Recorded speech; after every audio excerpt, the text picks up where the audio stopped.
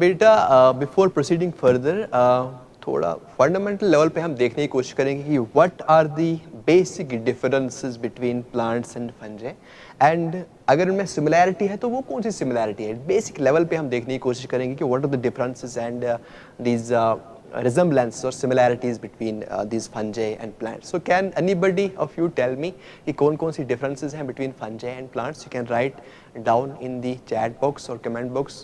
तो मैं भी देखना चाहूँगा कि किस किस को पता है। बहुत ही सिंपल सा क्वेश्चन है कि what are the similarities. Usually जो फंजे होते हैं we study them under botany, isn't it, and botany we say it's the study of plants. तो बहुत सारे जो लेमैन हैं जिनको ज़्यादा बॉटनी के बारे में पता नहीं है, who don't know much about science, they say कि शायद फंजे जो है it's the class of plants. तो है नहीं, ये प्लांट्स है नहीं। So there are some differences between major differences between plants and fungi. तो सबसे बड़ी difference you can see it over here. देखिए आपके पास जो ये क्या नाम है इसका प्लांट है, you can see it is, जो मैंने आपको पहले ही बोला, इट इज़ क्लोरोफिलस, और क्लोरोफिल की वजह से ये ग्रीन है, और इस क्लोरोफिल की वजह से ही ये फोटोसिंथेसिस कर पाता है, और फोटोसिंथेसिस की वजह से ही we call it autotrophic, isn't it? तो ये सारे जो कैरेक्टरिस्टिक्स हैं, these characteristics are there for plants, isn't it? Chlorophyllous है, ग्रीन है क्लोरोफिल की वजह से, that means they can carry out photosynthesis, और जब ये फोटोसिंथेसिस कैरी आउट कर सकते हैं they are independent with respect to their food और न्यूट्रिटिव नीड्स, isn't it? तो ये इंडिपेंडेंट है। लेकिन अब यहाँ फंजे की बात करें, फंजे तो एक्लोरोफिलस है, यहाँ पे क्लोरोफिल है ही नहीं, सो इट इज एक्लोरोफिलस। यहाँ पे एक्लोरोफिलस है, क्लोरोफिल है नहीं। तो जब क्लोरोफिल है नहीं, they are non green, and chlorophyll न होने की वजह से ही ये फोटोसिंथेसिस नहीं कर पाते हैं।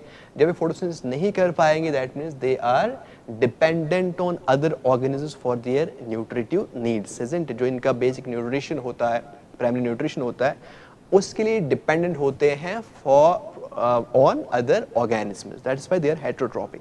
तो सिंपल ये एक डिफरेंस है इनके बीच में। Achlorophyllous photosynthetic, achlorophyllous chlorophyllous non photosynthetic, photosynthetic, ये हेटेरोट्रॉफिक है और ये ऑटोट्रॉफिक है। हो गई एक डिफरेंस। ऐसी आप मुझे बता सकते हैं और कोई डिफरेंस है? You can see one more difference is there, you can see one more difference is there. अगर आप प्लांट्स की बात करेंगे, यहाँ पे यू विल सी कि प्लांट्स में हमारे पास एक वेल डिफाइंड कंडक्टिंग टिश्यू होता है, रादर कंडक्टिंग टिश्यूज होते हैं, isn't it? आपके पास जाइलम होता है, फ्लोएम होता है। हायर प्लांट्स की जब मैं बात करता हूँ तो यहाँ पे क्या होता है, प्लांट्स में, हायर प्लांट्स में जाइलम होता है, फ्लोएम होता है, but you won't see any conducting tissue over here. यहाँ पे कंडक्टिंग टिश्यूज नहीं है, isn't it? ऐसे कंडक्टिंग टिश्यू जो स्पेशलाइज्ड हो फॉर कंडक्शन, जैसे जाइलम एंड फ्लोएम है, यहाँ पे नहीं है। तो ये भी एक मेजर डिफरेंस है। ऐसी और एक डिफरेंस की अगर मैं बात करूँ, और एक डिफरेंस मैं आपको बता सकता हूँ जो आप देख के ही देख सकते हैं, जो मैंने आपको पहले ही बोला कि यहाँ पे जो बॉडी होती है, जो फंगल बॉडी होती है, इसमें डिफरेंशिएशन उतना नहीं होता है जितना प्लांट में। You can see plants are well, they are well differentiated, isn't it? आपके पास एक स्टेम है, आपके पास लीव्स हैं, in angiosperms you have these fruits, you have these flowers, roots होते हैं प्लांट्स में। लेकिन यहाँ ऐसा डिफरेंशिएशन नहीं है। There is little bit of differentiation, but wholly and solely we can say they are thalloid organisms. इनका जो body होता है it is undifferentiated, isn't it? अब यहाँ पे आप देख सकते हैं कुछ differentiation है, लेकिन ये एक बड़ा differentiation तो नहीं है, isn't it? तो we can say that fungi are not well differentiated. That's why we say they are thalloid, isn't it? तो चलिए ये तो बात हो गई इनकी जो differences है. Now can you talk about the major similarities between the two? There are so many similarities as well between the two groups. जैसे अगर हम for example let us go towards cell walls. Cell walls की जब बात करते हैं तो plants में तो सेल वॉल है ही है, यहाँ पे है सेल वॉल, तो फंजे में भी सेल वॉल है. Yes, there is a difference in the composition of the cell wall, isn't it? There are some differences in the composition. लेकिन जब हम cell wall की बात करते हैं, whether it is present or absent, तो यहाँ पे जो दोनों types of organisms हैं, they resemble each other, isn't it? ये resemble करते हैं, they resemble each other. उसके बाद you can see, अगर हम देखेंगे जो प्लांट्स होते हैं they produce these microspores, they produce megaspores. ऐसे ही ये जो होते हैं दे आल्सो प्रोड्यूस स्पोर्स। हालांकि उन स्पोर्स में डिफरेंस होता है, लेकिन जो स्पोर का जो मसला है, लेकिन जब हम जनरली बात करते हैं स्पोर प्रोडक्शन की, we say that both these types of organism they do produce spores, isn't it? तो ये भी एक सिमिलैरिटी है। ऐसे यू कैन सी जो प्लांट्स होते हैं ये नॉन मोटाइल होते हैं, इजंट इट? और जो फंजे आपके हैं ये भी नॉन मोटाइल है। यस देयर आर, यहाँ पे भी एक्सेप्शंस हैं, जैसे मैंने आपको पहले ही बोला biology is a science of exceptions. यहाँ पे कुछ जो रिप्रोडक्टिव सेल्स होते हैं they can be motile, they can be flagellated, isn't it? लेकिन जनरली हम बात करते हैं कि इनका जो मेजर जो पार्ट होता है लाइफ साइकिल का, it is non motile. So this was about plants and फंजे में कौन सी मेजर डिफरेंसेस है, कौन सी मेजर these similarities हैं। लेकिन जो हम molecular level पे जाते हैं, there are so many other differences and similarities between the two. So let us straight away go towards the chief features or the characteristics of these fungi. कौन कौन सी characteristics इन fungi की है, कौन कौन सी खुसूसियात इन fungi की है। So we will try to decode them. बेटा आयनसवर्थ एक mycologist हुआ करते थे, and I don't know whether he is alive today or not. I am not sure about that. लेकिन आयनसवर्थ का बहुत ही ज़्यादा कंट्रीब्यूशन है regarding the fungal systematics and knowing about the characteristics of fungi. तो उन्होंने कुछ कैरेक्टरिस्टिक्स बताई है फंजाई, तो उन्हीं को हम डिस्कस करने की कोशिश करेंगे। सो फर्स्टली उन्होंने बोला कि फंगल बॉडी जो होती है, जो मैंने पहले आपको बताया कि it is non motile, scented non motile होता है, और इस फंगल बॉडी को हम बोलते हैं माइसीलियम। और ये माइसीलियम किसका बना हुआ होता है? It's made up of certain filaments called hyphae. बहुत इंपॉर्टेंट चीज़ है, हाइफे से बना होता है बॉडी। चाहे आप कोई भी फंगस ले लो, देयर आर एक्सेप्शंस। एक्सेप्शंस यहाँ पे भी है। यीस्ट्स जो है दे आर यूनिसेलुलर फंजाई, इनमें एक ही सेल होता है, और आपने ये लैब में देखे भी है आई थिंक। तो ये यूनिसेलुलर फंजाई होते हैं, तो ये एक वो हाइफा इसको हम नहीं बोल सकते। So this is unicellular fungi, ये हाइफे नहीं बनाते हैं। Hyphae basically they are filament like structures, isn't it? तो माइसीलियम जो होता है in majority of fungi except this yeasts, वो किसका बना हुआ होता है? It's made up of filaments called hyphae. Hyphae से बना होता है, और ये हाइफे नहीं होते हैं in case of unicellular fungus, because वो एक ही सेल के बने होते हैं, we can't call them hyphae. लेकिन ये इंपॉर्टेंट जो आपको याद रखना है कि नॉन मोटाइल तो ये होते हैं, लेकिन इनमें कभी कभी ऐसे स्टेट्स भी आते हैं, कुछ रिप्रोडक्टिव सेल्स जो इनमें होती हैं, there are some reproductive stages जो मोटाइल हो सकते हैं, जो मोटाइल हो सकते हैं, बट जो फंगल बॉडी होती है वो होती है नॉन मोटाइल, और बनी किसकी होती है? हाइफे की। तो हाइफे हो गया आपका प्लूरल। अगर आप एक हाइफा को ले लीजिए, we can call it hypha. एक हो गया आपका हाइफा, जो आप इनको फिर मिलाते हैं, बहुत सारे हाइफे आते हैं आपके पास, we can call them hyphae. So hyphae is basically plural of this hypha. तो अब ये तो हमें पता ही है कि ये तो हमें क्लियर हुआ कि जो फंगल बॉडी होती है ये बनी होती है किससे? हाइफे से बनी होती है। It's made up of this hyphae, septate. लेकिन जो हाइफे हैं they can be of two types, ये आपको याद रखना है। हाइफे जो है they can be of two types. एक टाइप आपके पास ऐसे हो सकता है, it can be like this. आपके पास हाइफा है like this is filament, this basically fungal cell, septate. और यहाँ पे मैं अलग कलर का और एक हाइफा बनाता हूँ, let me suppose it's like this. तो अब ये जो फंगल हाइफे होते हैं या जो फंगल सेल्स होती है वो यूनिन्यूक्लिएट भी हो सकती है, वो मल्टी न्यूक्लिएट भी हो सकते हैं, मतलब इसमें बहुत सारे न्यूक्लिए भी हो सकते हैं। It can be like this, scented. यहाँ पे मान लीजिए ऐसे ही है, तो ये हाइफा है आपके पास और ये इनमें न्यूक्लिए है। तो अब कुछ ऐसे हाइफे होते हैं जहाँ पे क्या होता है कि ये जो न्यूक्लिए हैं, चाहे एक न्यूक्लिए अलग हो, चाहे दो न्यूक्लिए अलग हो, चाहे मल्टीपल न्यूक्लिए अलग हो, ये अलग होते हैं like this. They are separated by some cross walls, ऐसे होते हैं। कैन सी ये न्यूक्लिए है या फिर जो ये आपका हाइफा है, इट्स हाइफा जो है it is dissected, it is separated into different compartments, isn't it? और एक कंपार्टमेंट इसको कौन करता है, कौन इसको सेपरेट करता है? We call them septa, isn't it? Septa हो गया प्लूरल, सेप्टम हो गया सिंगुलर। तो एक क्रॉस वॉल्स है यहाँ पे, you can see one cross wall, ऐसे ऐसे तो डिफरेंट कंपार्टमेंट्स, एक ही हाइफे में बहुत सारे कंपार्टमेंट्स हैं। तो ऐसे हाइफे को हम बोलते हैं सेप्टेट हाइफे, क्योंकि यहाँ पे सेप्टा है, सेप्टेट हाइफे, सिंपल। तो हाइफा के दो टाइप्स, एक है आपका सेप्टेट हाइफे, जहाँ पे हाइफा जो होता है it is separated into money compartments, isn't it, by means of this septa. अब ये वाला देखो, यहाँ पे भी बहुत सारे न्यूक्लिय हैं, लेकिन यहाँ पे क्रॉस वॉल्स नहीं है, it is in separated into different compartments. ऐसे हाइफा को हम बोलते हैं एसेप्टेट हाइफे, एसेप्टेट हाइफे। और in certain books you can also see they are also called coenocytic hyphae, isn't it? क्योंकि यहाँ पे एक कॉमनैलिटी होती है, यहाँ पे मतलब ये जो न्यूक्लिय हैं they share the common space, they can get transported easily from one place another in the hypha, isn't it? So ये दो टाइप्स ऑफ हाइफे हो सकते हैं in case of this fungi. लेकिन यहाँ पे एक इंटरेस्टिंग चीज़ ये है कि जो हाइफे जो होते हैं इन सर्टन फंजाई, जैसे अगर हम बैसिडियो माइसीड्स की बात करें, एक ग्रुप ऑफ फंजाई है, तो बैसिडियोमाइसीड्स में क्या होता है, यहाँ पे जो ये सेप्टा होते हैं they are special type of septa. इनमें क्या होता है, इनमें यूजुअली हम देखते हैं कि जो सेप्टा होते हैं उनमें पोर्स होते हैं, देयर आर सम पोर्स होती है, मतलब एक कंप्लीट ब्लॉकेजेस नहीं होते हैं। ये हम हर किसी फंगस में देख सकते हैं कि जो सेप्टा होते हैं उनमें पोर्स होते हैं, isn't it? There are some pores which can facilitate the movement of nuclei, which can facilitate the movement of other cellular organelles from one compartment to another, वो तो होता है।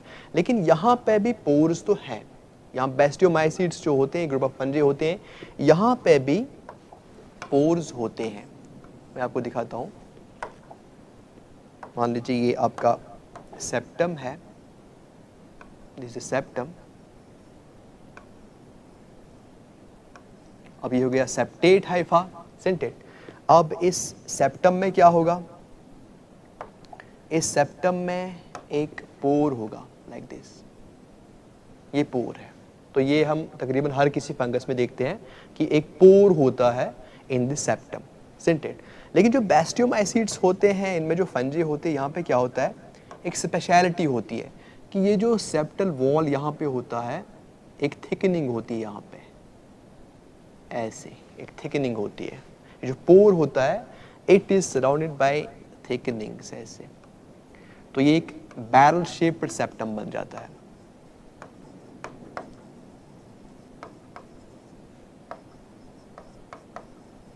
तो इसको हम बोलते हैं डोलीपोर सेप्टम।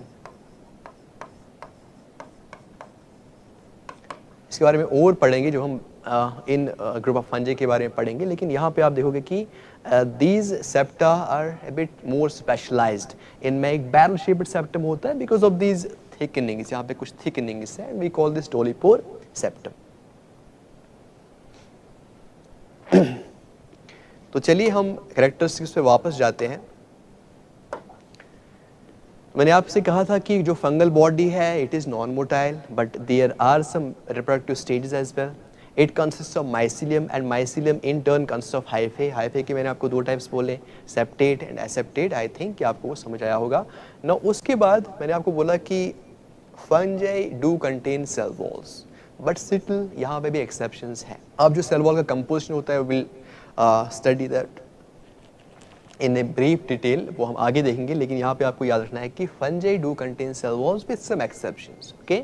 और जो सेल वॉल होता है बिटवीन प्लांट्स एंड एनिमल्स, उनमें डिफरेंसेस होती है कंपोजिशन में, वो भी हम आगे देखेंगे। तो न्यूट्रिशन जो है इट इज़ हेटरोट्रॉपिक। अब मैं आपसे पूछता हूँ कि हेटरोट्रॉपिक क्यों है? हेटरोट्रॉपिक इसलिए है क्योंकि यहाँ पे क्लोरोफिल है ही नहीं, isn't it? That is why they depend on other organisms for their nutrition. तो चलिए देखते हैं कि ये जो हेटरोट्रॉपिक न्यूट्रिशन है ये कैसे होती है। Okay, so let's move a bit मोर। यहाँ पे जो न्यूट्रिशन होता है इन fungi, because they don't contain chlorophyll, that means they are achlorophyllous, they have heterotrophic mode of nutrition. That means they are dependent on other organisms. अब ये जो fungi होते हैं, they can live in 3 ways for their nutrition. Okay, एक होता है they can live as parasites, जिसको हम बोलेंगे parasitic nutrition. दूसरा they can live as saprotrophs, saprophytic nutrition, saprotrophic nutrition. और उसके बाद they can also live in symbiosis. Okay.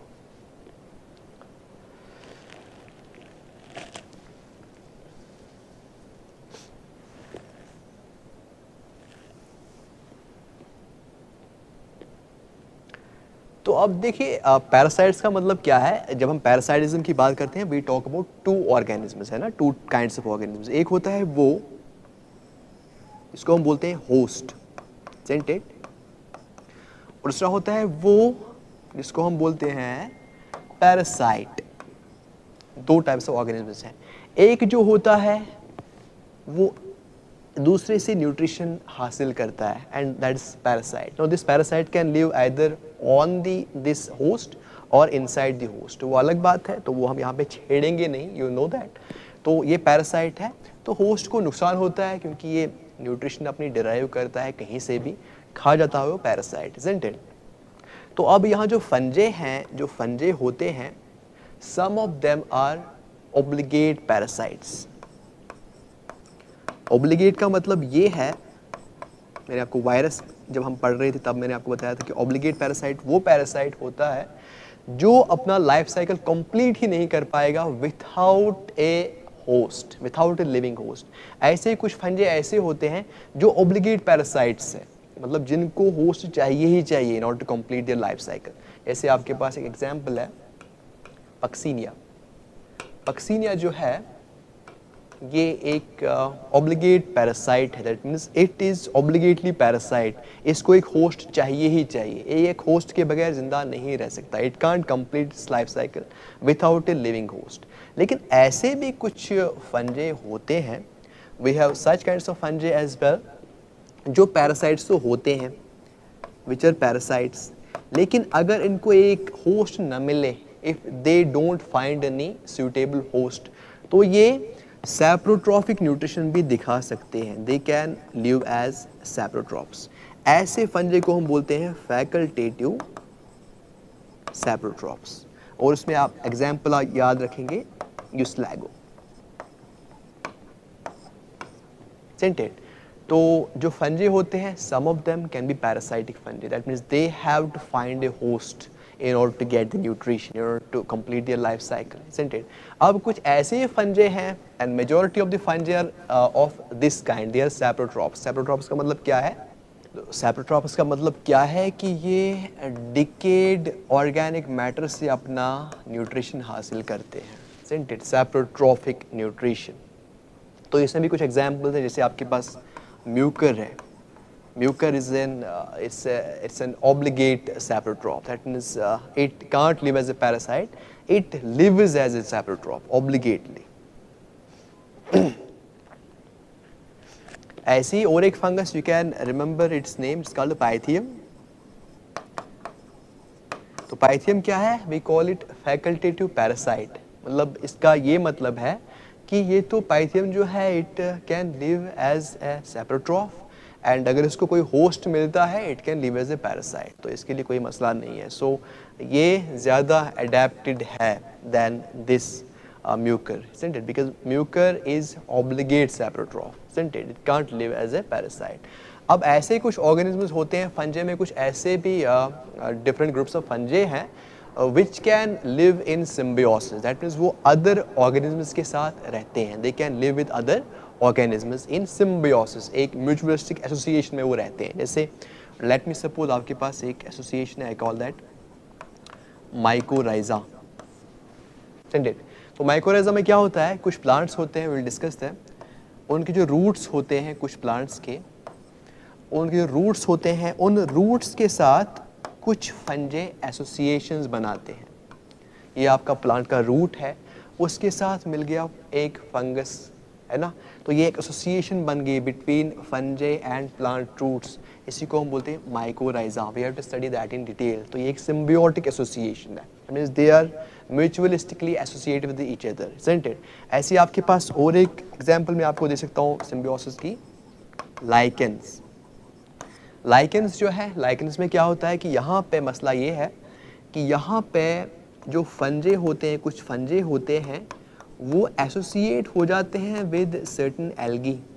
तो ये एक एसोसिएशन है बिटवीन फंजे एंड एल्गी, तो इसको हम लाइकेन बोलते हैं। सो this is the symbiosis between fungi and algae.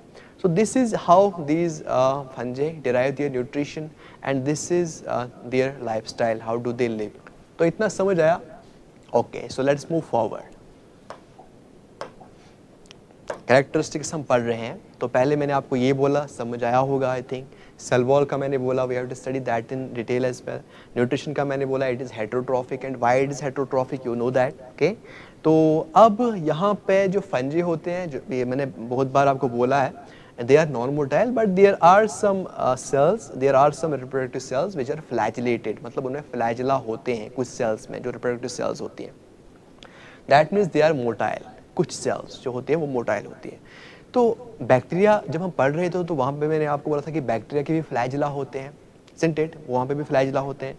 और जो यहाँ ये यूकैरियोटिक ऑर्गेनिजम्स है फंजाई, तो इनमें भी फ्लैजिला है। So is there any difference between two kinds of flagella? Yes, there is the difference. See, जब हमने बैक्टीरियल फ्लैजिला की बात करी थी तो मैंने आपसे ये शेयर किया था वहाँ पे कि जो बैक्टीरिया के जो फ्लैजिला होते हैं वो प्रोटीन के बने होते हैं and we call that protein flagellin, isn't it, flagellin. तो फिर मैंने आपको वहाँ पे फ्लैजिला के डिफरेंट पार्ट्स बताए थे, सिंटेट।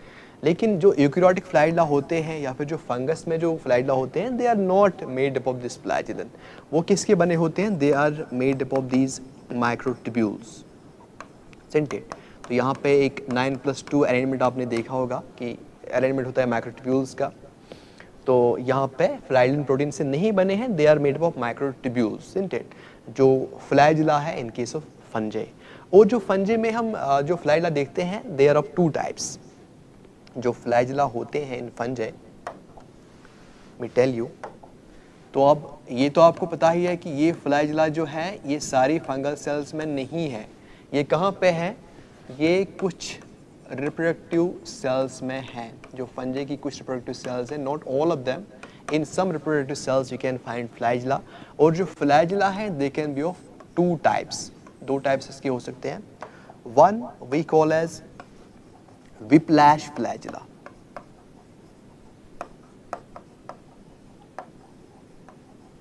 और दूसरा जो इसका क्लास है, टाइप है, वी कॉल दैट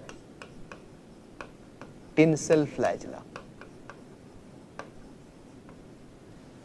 अब इनमें सिंपल डिफरेंस ये है कि जो whiplash होते हैं दे आर स्मूथ, इनका जो सरफेस होता है वो स्मूथ होता है लाइक दिस। और जो टिंसल होते हैं, ये जो फ्लैजिला होते हैं, we have certain hair like structures on them and इनको हम बोलते हैं मैस्टिगोनीम्स, सिंटेट, मैस्टिगोनीम्स। तो ये जो फ्लैजिला के जो डिफरेंट टाइप्स हैं, इसके बेसिस पे भी हम फंजी को क्लासीफाई कर सकते हैं।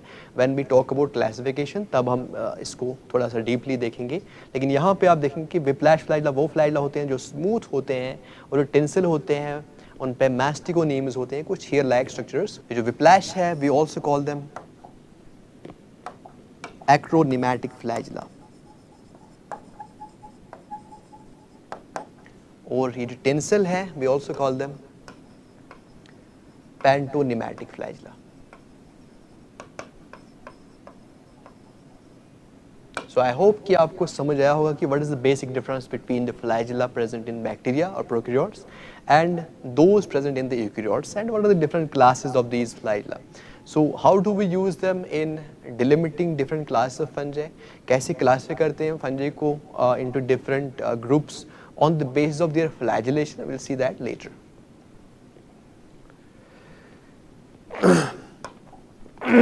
तो तो चलिए आगे चलते हैं। तो न्यूट्रिशन का भी हो गया, मोर्टेलिटी का भी हो गया। तो अब एक इम्पॉर्टेंट चीज़ ये है कि फंजे जो हैं दे कैन बी, या तो ये होलोकार्पिक होंगे, दे कैन बी दीज होलोकार्पिक, और दे कैन बी यूकार्पिक। ये इम्पॉर्टेंट है आपके लिए समझना। चलिए इसको समझते हैं। यहाँ पे सिंपल, मैं चाहूँगा कि सिंपली आपको समझा दूँ। मान लीजिए आपके पास जो माइसीलियम है, जो एक फंगल बॉडी है, आपके पास एक फंगल बॉडी ऐसी है, isn't it? And one more type आपके पास ऐसा है।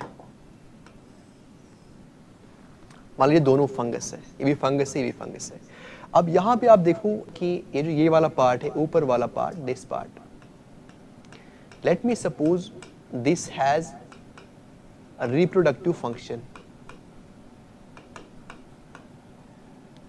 फंगस तो एक ही है, लेकिन एक पार्ट में रिप्रोडक्टिव फंक्शन है और दूसरा पार्ट जो है इट इज़ प्योरली सोमैटिक। इसका कोई रिप्रोडक्शन के साथ कोई लेना देना नहीं है, it is somatic structure simply. तो यहाँ पे आप you can see there is a differentiation, isn't it? There is a partial differentiation. एक रिप्रोडक्टिव पार्ट है, दूसरा सोमैटिक पार्ट है जिसको रिप्रोडक्शन के साथ कोई लेना देना नहीं है। तो ऐसे फंजे को हम बोलते हैं दे आर कॉल्ड यूकार्पिक, मतलब जहाँ पे रिप्रोडक्टिव स्ट्रक्चर्स अलग हैं, सोमैटिक स्ट्रक्चर्स अलग हैं, एक डिफरेंशिएशन है, isn't it? Based on the reproductive capability, we call them eucarpic fungi. अब ऐसे फंजे भी होते हैं जिनका सारा का सारा जो माइसीलियम होता है it acts as a reproductive structure। मतलब यहाँ पे सोमैटिक की बात है ही नहीं, यहाँ पे सोमैटिक प्रोडक्शन रिप्रोडक्टिव पार्ट की अलग बात की है ही नहीं, यहाँ पे अलग अलग कुछ नहीं है। Whole of this mass can transform itself into reproductive structure. तो इसको हम बोलते हैं होलोकार्पिक, होलोकार्पिक फंजाई। तो आई होप कि आपको ये समझ आया होगा कि what's the difference between holocarpic and eucarpic fungi. Okay, तो चलिए ये तो हो गया ये, हाँ और क्या है। तो अब है माइसीलियम में भी डिफरेंशिएटेड और मॉडिफाइड इनटू डिफरेंट स्ट्रक्चर्स। जो माइसीलिया होते हैं या फिर जो हाइफे होते हैं दे कैन एग्रीगेट, ये एग्रीगेट कर सकते हैं इन डिफरेंट फॉर्म्स और ये डिफरेंट स्ट्रक्चर्स बना सकते हैं। So will try to see them कि कौन कौन से स्ट्रक्चर से बना सकते हैं। मतलब कहने का ये है कि जो आपके पास हाइफे होते हैं, जो आपके पास इन फंजे में हाइफे होते हैं, ये हाइफे जो होते हैं they can aggregate in different ways. ये एक दूसरे के साथ मिल सकते हैं बहुत सारे तरीकों में और ये अलग अलग स्ट्रक्चर्स बना सकते हैं। तो वो कौन कौन से स्ट्रक्चर्स हो सकते हैं, I will try to show them to you. Okay, तो चलिए यहाँ पे आप देख सकते हैं ये स्ट्रक्चर्स हैं, यू कैन सी। ये जो है ये वाला स्ट्रक्चर वी कॉल इट प्रोजेनकाइमा। प्रोजेनकाइमा में क्या है कि जो हाइफे हैं ये मोर और लेस पैरेलल होते हैं टू ईच अदर। ये आपके पास एक हाइफा, दूसरा हाइफा, तीसरा hypha, they are parallel to each other. और ये अपनी इंडिविजुअलिटी जो होती है इनकी, वो ये उसका इन्हें लॉस नहीं होता है। दैट मीन्स यू कैन, आप इजीली कह सकते हैं कि ये एक अलग हाइफा है, ये अलग हाइफा है, ये अलग हाइफा है। So they are loosely arranged and more or less they are parallel to each other. इसको हम बोलते हैं prosenchyma. So this is the hyphal aggregation. इसके बाद you can see this called pseudo parenchyma. जो आपने पैरेन्काइमा टिश्यू देखा है इन प्लांट्स, हालांकि ये वो नहीं होता है, बट इसका अरेंजमेंट जो होता है वो ऐसी होता है। दे आर इंटरवोवन हाइफे और उनका जो अरेंजमेंट दिखता है क्रॉस सेक्शन में वो ऐसा दिखता है। They look like these parenchyma, that's why we call them pseudo parenchyma. अब कुछ ऐसे हाइफे होते हैं in fungi which get modified into root like structures. जैसे प्लांट के रूट्स होते हैं वैसे ही ये बन जाते हैं। हालांकि इनका जो फिजियोलॉजी होता है वो डिफरेंट होता है, लेकिन मॉर्फोलॉजिकली वो लगते हैं कि ये रूट लाइक स्ट्रक्चर्स हैं। तो इनको हम बोलते हैं राइजोमॉप्स। ये आप देख सकते हैं कुछ फंगल हाइफे जो होते हैं they arrange themselves compactly into each other. ये कॉम्पैक्टली अरेंज होते हैं, ग्लोबो स्ट्रक्चर्स बनाते हैं और ये फिर फूड भी स्टोर करते हैं and they can live for money years. ये रेजिस्टेंट बन जाते हैं टू एनवायरमेंटल स्ट्रेसेस, लेकिन होते हैं हाइफे ही, ये माइसीलियम ही होता है, isn't it? तो ये ग्लोबो स्ट्रक्चर बना देता है। वी कॉल देम सिक्लेरोशिया, और एक हो गया सिक्लेरोशियम। ओके, तो उसके बाद आपके पास यू कैन सी दिस, यहाँ पे आप देख सकते हैं। तो ये यहाँ पे एप्रोसोरियम की हम बात करते हैं। यहाँ पे यू सी जो पैरासाइटिक जो फंजे होते हैं उनके जो स्पोर्स होते हैं जब वो जर्मिनेट हो जाते हैं they form A germ tube, they form A germ tube. और जो जर्म ट्यूब होता है इसके टिप पे, इसके टिप पे एक इन्फेक्शन हाइफा निकलता है जो सेल्स को पेनिट्रेट करता है, जो होस्ट की सेल्स हैं उनको पेनिट्रेट करता है। तो ऐसे स्ट्रक्चर्स को हम बोलते हैं appressorium. So we see them in parasitic fungi. ऐसे ही कुछ फंजे ऐसे होते हैं, पैरासाइटिक फंजे ही होते हैं which derive their nutrition from other organisms. वो क्या करते हैं, वो कुछ हाइफे ऐसे डालते हैं, सेल्स के अंदर डालते हैं, इंट्रासेलुलर ओके हाइफे होते हैं, वो सेल्स के अंदर डालते हैं हाइफे को, वही कॉल देम हॉस्टोरिया। और उन्हीं हॉस्टोरिया के थ्रू वो न्यूट्रिशन को डिराइव करते हैं। So they are called haustoria, haustoria भी होते हैं इन फंजे। एंड ये इंपॉर्टेंट है, यहाँ पे आप देख सकते हैं कि जो इनिग्मैटिक मैंने आप वर्ड यूज़ किया था कि fungi are enigmatic, you can see ऐसे भी कुछ फंजे होते हैं, उनमें ऐसे फंजे होते हैं विच आर अट्रैक्टिव, जो बहुत ही अट्रैक्टिव होते हैं। अट्रैक्टिव होने के साथ साथ वो स्टिकी होते हैं, they stick to the surface okay. तो ये होते क्यों हैं, ये इसलिए होते हैं, ये अट्रैक्ट करते हैं, जो नेमेटोड्स होते हैं वो इनकी तरफ आते हैं, आकर्षित होते हैं। ये जो हाइफे होते हैं इन फंजे के, they trap them, they trap these nematodes. अब जो नेमेटोड्स होते हैं वो डेलिकेट होते हैं, तो जब ये हाइफे के साथ मिलते हैं, हाइफे स्टिकी होते हैं, so they get stuck to them और इस तरह ट्रैप हो जाते हैं। That's why we call them hyphal traps, we call them hyphal traps. तो ये भी ऐसे भी कुछ हाइफे होते हैं in certain cases, in certain fungi, और इनको हम सिनियर्स भी बोलते हैं, SNARES, सिनियर्स भी इनको बोलते हैं। So these are some of the important modifications जो हाइफे ऑफ फंजे बनाते हैं। Isn't it? ओके, तो हम कहाँ पहुँचे थे, हम पहुँचे थे on the modifications of these mycelia. तो ये इम्पोर्टेंट चीज़ है कि ये जो फंजे हैं दे कैन बी माइक्रोस्कोपिक। जैसे आपके पास यीस्ट्स हैं, यूनिसेलुलर फंजे जो आपने लैब में भी देखे हैं, वो माइक्रोस्कोपिक होते हैं, माइक्रोस्कोप से ही दिखते हैं। प्लस माइक्रोस्कोपिक फंजे तो आप देखते हैं, आप एगैरिकस देखते हैं, आप मॉर्चुला देखते हैं, आप बटन मशरूम देखते हैं, जो आप आसानी से विथ नेकेड आई देख सकते हैं। सो this is all diversity of the फंजे। तो न्यूक्लिया मैंने आपको बोला कि हाइफे जो होंगे उनमें एक न्यूक्लियस भी हो सकता है, उनमें दो न्यूक्लिया भी हो सकते हैं, उनमें मल्टीपल न्यूक्लिया भी हो सकते हैं। और जो न्यूक्लियस है इट इज़ यू नो कि ये एक न्यूक्लियर मेम्ब्रेन से बंधा हुआ होता है, जैसे we call it true nucleus.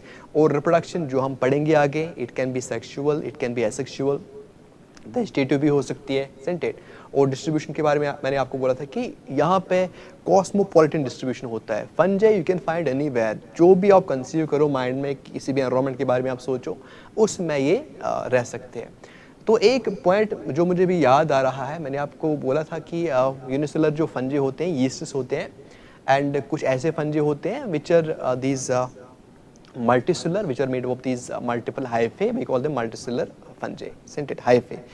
तो अब ऐसे भी कुछ फंजे होते हैं which can alternate between the two shapes or two forms. उनको हम बोलते हैं डायमॉर्फिक फंजे। ये पॉइंट में अभी मुझे याद आया, डायमॉर्फिक फंजे मतलब कुछ जो ऐसे फंजे होते हैं, I don't remember the exact names अभी, लेकिन कुछ ऐसे फंजे होते हैं which live as human parasites, isn't it? तो वो क्या करते हैं, when they are inside they assume the shape of these unicells, जैसे yeasts होते हैं वैसे ही बनते हैं। और फिर जब वो बाहर आते हैं, when they live on the surface or outside the host, they assume the form of this mycelium, hypha, isn't it? तो ऐसे फंजे को हम बोलते हैं dimorphic फंजे। So this was a little bit about the characteristics of fungi. In the next session we will talk about reproduction of the fungi. Thank you.